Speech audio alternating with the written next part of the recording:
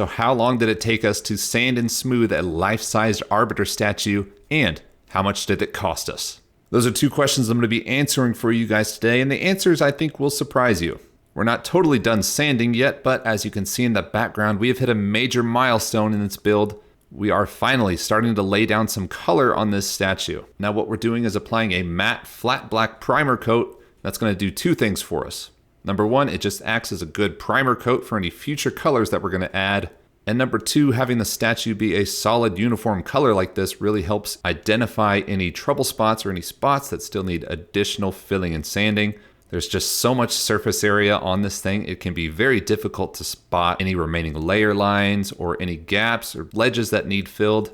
But having the statue be a solid color like this actually helps a lot to spot those places. Okay, now let's talk how long it took us to get to this point, starting with the raw 3D prints themselves. Now there was about 6 of us working on this thing at any one point, and so I absolutely have to thank my team so that this whole build series didn't take like 2 years to make. But in total, I'd say it only took about 100 man-hours to fill out the 3D printer lines and get us to this point. Like I said, that might seem low, but when there were multiple people working on it, we got through it pretty quickly. If you check back when we used the thinned out Bondo with acetone to do the first smoothing layer, that took 3 of us probably 3 hours to do. Obviously was a lot of sanding after that, but the first few passes could all be done with a mouse detail sander. That really helps speed up the sanding process using a power tool like that. You could do the first few passes over the large parts of the armor in probably like an hour. Where the real time sink came was getting all of those detail spots, especially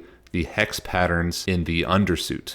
Hand sanding those spots that the mouse detail sander couldn't reach, and just repeating the filler primer, Bondo, and sanding processes until it was smooth. I think it definitely obeyed the 80-20 rule. I think we were able to get it 80% smooth in about 20% of the time commitment, with the final like 20% of smoothing taking about 80% of the time.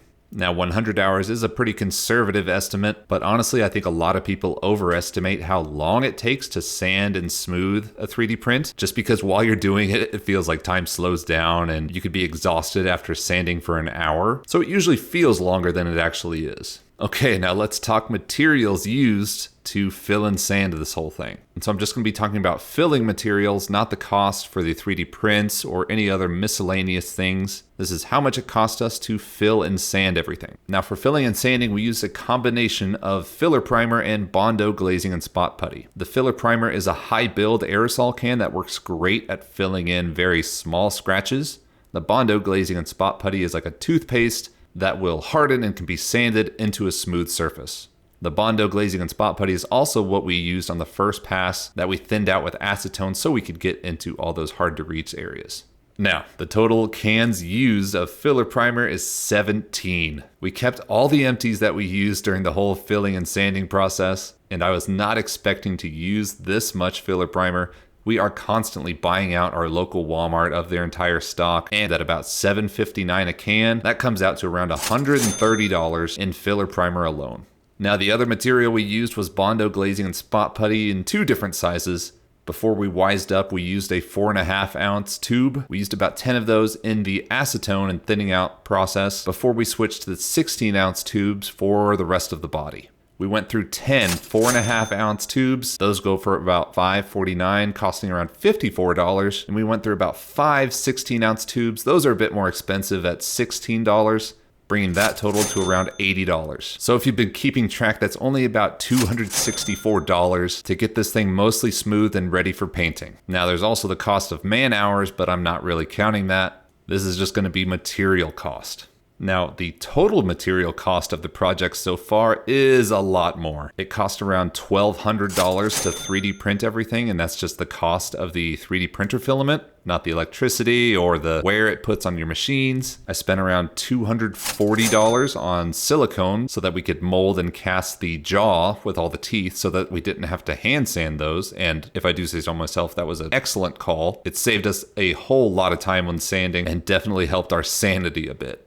There's a whole lot of miscellaneous materials. The sandpaper, although pretty cheap, was still adding up. The PVC piping we used, the filler, the expanding foam that we used to reinforce the interior, along with the PVC pipes, the concrete used to fill his feet. I'd say we're sitting at about $2,000 into this project so far, and that's in materials alone. I know some people will be like, wow, that $2,000, that's not too much for a life-sized Arbiter statue. The real cost is the man hours that it takes to complete this thing. Now, besides the sanding and smoothing process, there was the whole assembly, cleaning off the prints, reinforcing everything, and we're still not done yet. With those points made though, I am very excited with our progress right now. After our black base of paint has cured, we're actually going to do another light pass of sanding, this time with a higher grit sandpaper. We're going to be starting with a 220 grit. Now, this higher sandpaper is going to make it all feel a lot smoother and make our surface even better for painting. An added benefit of this pass of sanding is that the Arbiter just looks really cool. Obviously, when you're sanding, that black paint is the first to get sanded away, and that will reveal the gray from the filler primer underneath, but in all the recessed shadows of the armor and the whole body, that paint is going to remain. And that ends up giving the Arbiter a very cool comic book looking effect.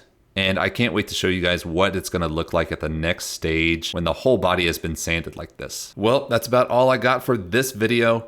I'm going to be covering a lot more topics on this in the future, but I thought this would be an interesting video for you guys to let you all know how the build process is going, because it might not look like it, but this is a major milestone for the build. We are getting so much closer. I can feel it. I'm so excited to show you guys the finished product. Thank you all for watching this one, and I hope to see you in the next video.